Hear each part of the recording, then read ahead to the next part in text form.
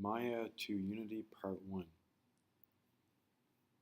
So we've got an animation here, simple animation, 48 frames file. We can either export all, export selection, or send to Unity. And the one that seems to work best without getting into details is export selection.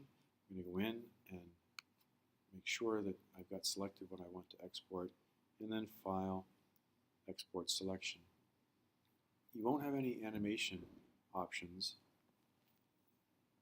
unless and until you have this DAE FBX export, which by default won't be there. It might be there if you used it already, the last class, but you'll see here there's no animation showing until we change the Maya binary or the Maya ASCII, the two default ones, to be DAE FBX export.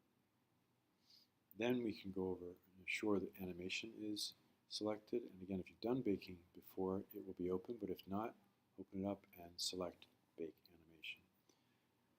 Determine where you want to save to, and give it a good name.